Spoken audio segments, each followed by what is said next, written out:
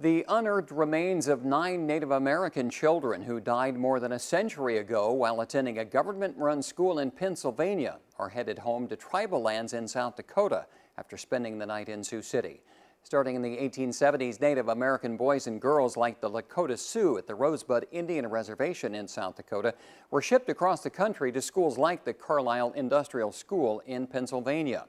Founded in 1879, Carlisle Indian Industrial School was the flagship Indian boarding school in the United States. At that school, students were made to cut their hair, take European names, and assimilate to white culture.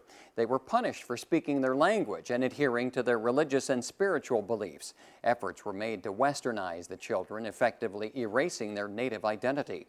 General Richard Henry Pratt, one of the founders of Carlisle, said the school's goal was, quote, to kill the Indian, save the white man. He developed a school, and these schools were structured for Indian children to go to and learn how to assimilate into American society. From 1879 until 1918, more than 10,000 Native American children from 140 tribes attended Carlisle. Some of these children would die from poor conditions at the schools, such as exposure to infectious diseases. More than a century after their deaths, the remains of these children are being returned to the Rosebud Reservation.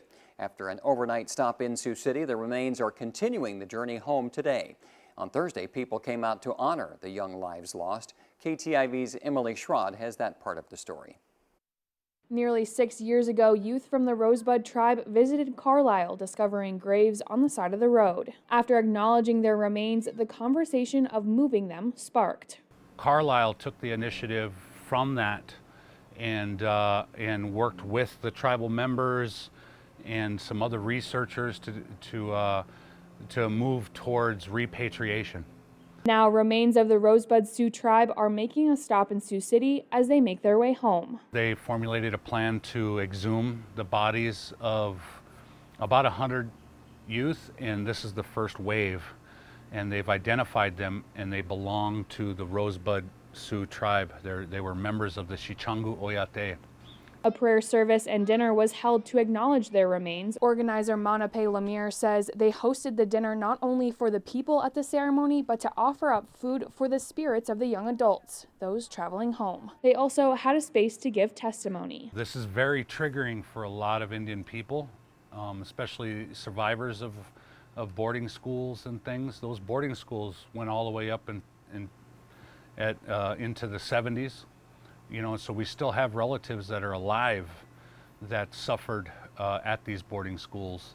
And so we're looking at intergenerational trauma. Working on trying to heal and move forward. We've been waiting for this for too long. There's family members that have been waiting for the remains of these kids to come home for 142 years.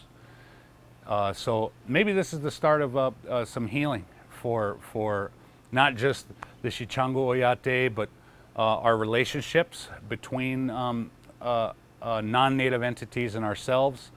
And we're developing relationships with people in Sioux City. And I think this contributes to our own healing as well. That was KTIV's Emily Schrod reporting.